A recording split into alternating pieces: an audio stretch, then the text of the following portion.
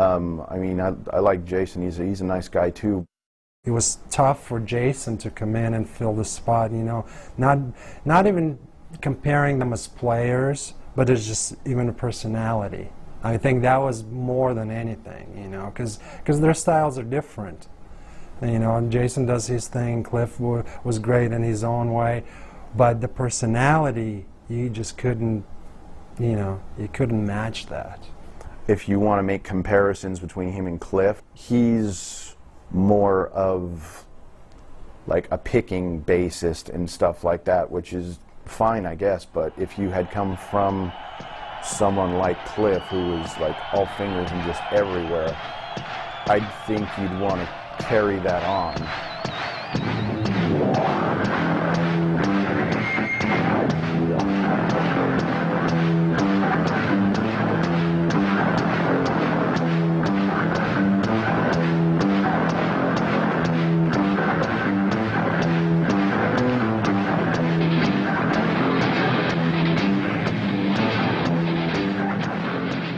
Despite the constant bullying Jason received in his early months in Metallica, the new lineup gelled and their first music together appeared in the summer of 1987 on the Garage Days Revisited EP, recorded in Lars's garage in San Francisco. Now you've got to remember where they were at this time. Cliff Burton had just died, and to a large proportion of Metallica fans, the band were dead as well. They didn't know how Metallica were going to carry on, if they could carry on. Playing bass guitar for heavy metal group Metallica, Jason Newsted! They found Jason Newsted, who'd been formerly in Flotsam and Jetsam, got him in the band, and then faced the problem. How do you get this guy accepted by the fans? The answer is you don't try and get him accepted. He will be or he won't be.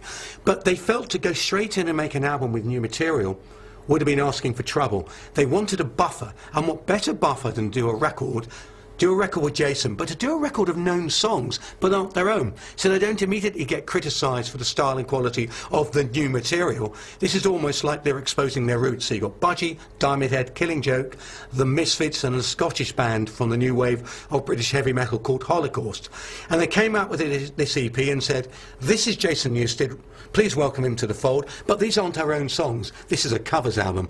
Of course, in this day and age, everybody does covers album. At the time, people were going, what on earth, this is crazy. But it was a brilliant move because it allowed Jason to ease into the band without feeling the pressure of everybody saying, oh, the new material sucks when you compare it to Cliff's material, because how could you argue with classics like Crash Course and Brain Surgery by Budgie, or The Wait by Killing Joke, or Helpless by Diamond Head? You couldn't. So it's a very shrewd move. After this promising start, it was a surprise that when the next full Metallica album, And Justice for All, appeared in 1988, it contained almost no bass. James and Lars had asked the mixers to remove it almost completely. Add to this the fact that the album was too technical in its arrangements for most fans, and it's clear that something of a crossroads was approaching for Metallica. I interviewed Jason myself a couple of years ago, and I asked him why there's no bass on And Justice for All.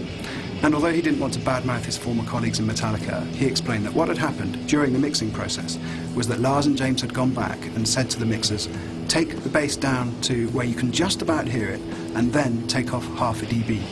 So basically all you can hear is a little bit of clicking of Jason's plectrum and not much else.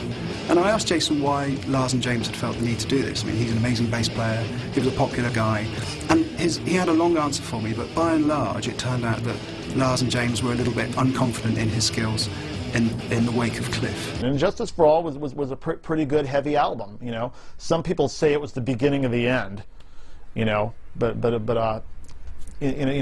the time I couldn't really get into Justice for All, but now actually I enjoy listening to that album when I hear it now.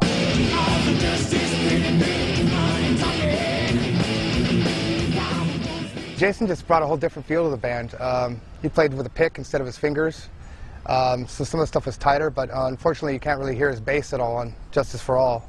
If you look at the back cover of the album, you can see he looks kind of pissed about that.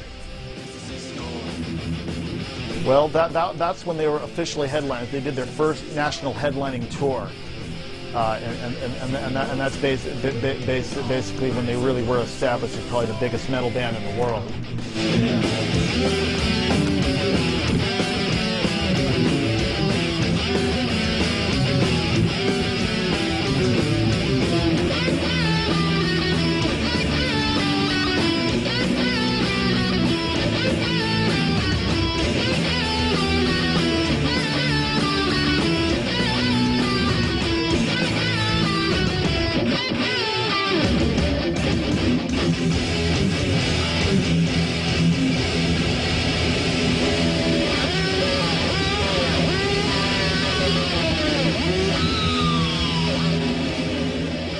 there was no stopping them. It was time for a change of direction. In 1990, Metallica had a meeting with well-known producer Bob Rock, who had worked on successful albums by Motley Crue and The Cult. Rock told Metallica that in his opinion, they had never captured on record the intensity of their live shows. After some discussion, Lars and James decided to bring him on board for the next record. It was a decision that would shape their entire career. Rod Smallwood, Iron Maiden's manager, once I think summed up very shrewdly what happens with big metal bands. Judas Priest was Screaming for Vengeance, Iron Maiden around the time of Peace of Mind, Pantera when they did Vulgar Display of Power, all had the capacity to step into the big league commercially by accepting what you had to do to step up, i.e. slightly smoother sound out, make slightly shorter songs with obvious melodies.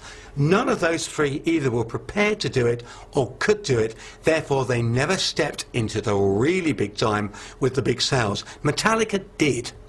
Metallica made the step from Master and Puppets and Justice for all, where they're hovering around 700,000–800,000 sales in America, to the Black Album, which goes beyond 10 million. Released in August 1991, the Black Album, as it quickly became known, was an international hit, going on to sell over 15 million copies. Its secret was its radio-friendly songs and Bob Rock's heavy, clean production. Commercial songs, because there were songs with melodies, albeit still driven by guitar.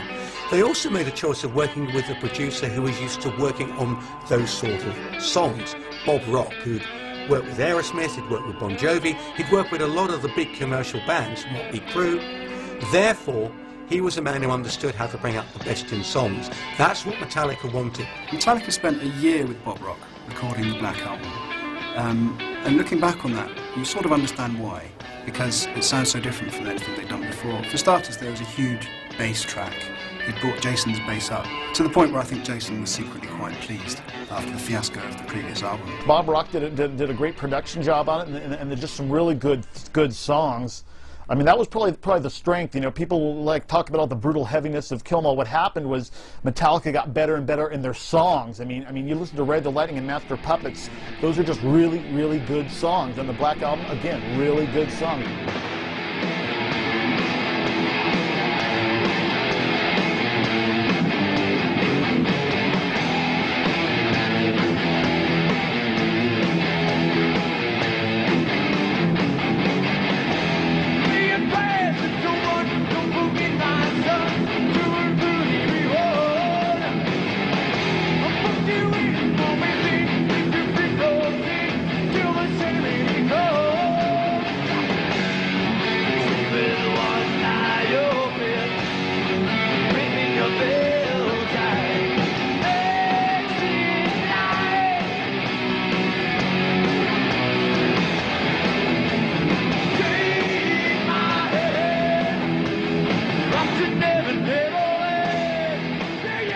Metallica had deliberately avoided the over-complex structures of the songs on previous albums and stripped everything down to its basic components.